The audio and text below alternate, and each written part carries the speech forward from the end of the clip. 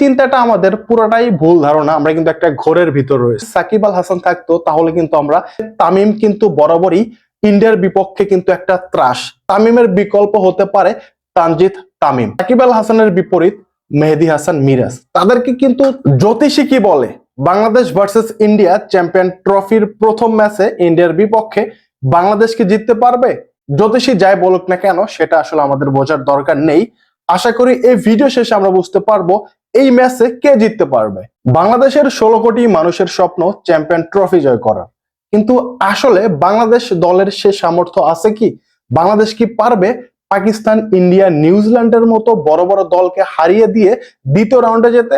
16 কোটি মানুষের চিন্তাধারা যেখানে চ্যাম্পিয়ন ট্রফি জেতার, সেখানে আমি চিন্তা করি আসলে বাংলাদেশ সেকেন্ড রাউন্ডে যেতে পারবে কিনা।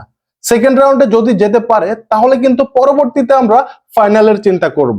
আর প্রথম খেলাটাই কিন্তু জায়ান্ট ইন্ডিয়ার বিপক্ষে, যে ম্যাচটা জেতা আমাদের জন্য কিন্তু খুবই কঠিন। আসলে আবেগ দিয়ে কোনো কিছু চিন্তা করা ঠিক না, আমাদেরকে বিবেক দিয়ে বুঝতে হবে আসলে বাংলাদেশ ইন্ডিয়ার বিপক্ষে জেতার সামর্থ্য রাখে কিনা। ইন্ডিয়া ভার্সেস বাংলাদেশ গত 7টি ম্যাচে 7টিতেই কিন্তু বাংলাদেশ হেরেছে।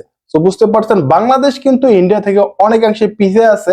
আর এই পিছিয়ে আছে বলেই যে ইন্ডিয়ার বিপক্ষে সেই চ্যাম্পিয়ন ট্রফির প্রথম ম্যাচে বাংলাদেশ জিততে পারবে না সেটা কিন্তু মোটেও না। ইন্ডিয়ার বিপক্ষে বাংলাদেশের এই প্রথম চ্যাম্পিয়ন ট্রফি ম্যাচটা অনুষ্ঠিত হবে দুবাইতে। আর দুবাইয়ের উইকেটটা কিন্তু পুরোটাই স্পিন নির্ভর।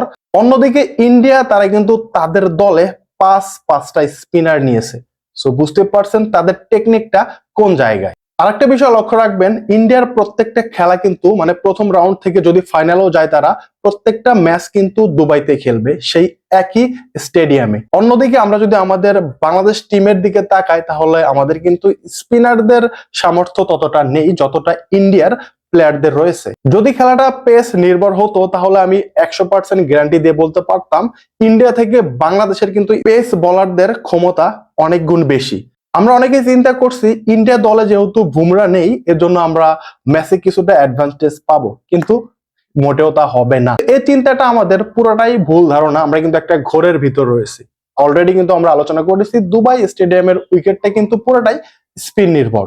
এত কিছুর পর আমি একটা কথাই বলতে চাই, বাংলাদেশ দলকে ইন্ডিয়ার বিপক্ষে এই ম্যাচে জিততে হলে অবশ্যই তাদের পুরোটা দিয়ে খেলাটা খেলতে হবে, আর ভাগ্য তো সাথে থাকতেই হবে। কোনো একটা কিছু ভুল করা যাবে না। আর এই মুহূর্তে এসে একটা কথাই আমার মাথায় আসতেছে, আমাদের দলে যদি সাকিব আল হাসান থাকতো তাহলে কিন্তু আমরা স্পিনের দিক থেকে একটা অ্যাডভান্টেজ পেতাম। অপরপক্ষে তামিম কিন্তু বরাবরই ইন্ডিয়ার বিপক্ষে কিন্তু একটা ত্রাস। ইন্ডিয়ার বিপক্ষে তামিম বরাবরই ভালো খেলে। সো সে থাকলে আমরা আরো বেশি একটা অ্যাডভান্টেজ পেতাম। তবে যারা দলে নেই তাদের নিয়ে চিন্তা করে আসলে লাভ নেই। এখন সময় এসেছে বিকল্প খোঁজার, আর তামিমের বিকল্প হতে পারে তানজিদ তামিম। আর সাকিব আল হাসানের বিপরীত মেহেদী হাসান মিরাজ। তাদেরকে কিন্তু তাদের সেরাটা দিয়ে এই ম্যাচটা খেলতে হবে এবং দেখিয়ে দিতে হবে তারা সাকিব তামিমের যোগ্য উত্তরসূরি। বাকিটা খেলা চলাকালীন সময়ে আমরা বুঝতে পারবো। সো এতক্ষণ ভিডিও দেখে আশা করি আপনারা বুঝতে পারছেন বাংলাদেশ ইন্ডিয়ার বিপক্ষে জিততে পারবে কি না। আর আমরা কিন্তু স্বপ্ন দেখতেই পারি, স্বপ্ন দেখতে নেই মানা। আমাদের কপাল এবং আমাদের প্লেয়ার যদি মাঠে ভালো খেলে, একজনও প্লেয়ার যদি ইন্ডিয়ার বিপক্ষে ভালো খেলে আমরা কিন্তু জিততে পারবো। এটা কিন্তু আমরা আশা করতে পারি। বাকিটা আমাদের কপাল এবং উপরওয়ালার ইচ্ছা। আর আপনাদের মতামত থাকলে কমেন্টে লিখতে পারেন। কমেন্টে আপনারা বেশি বেশি ডিসকাশন করবেন, এতে করে আমাদের এই স্পোর্টস ভিত্তিক আইডিয়া জেনারেট হবে এবং আমরা এখান থেকে অনেক কিছুই আরো জানতে পারবো। ভিডিও পর্যন্তই, ধন্যবাদ সবাইকে।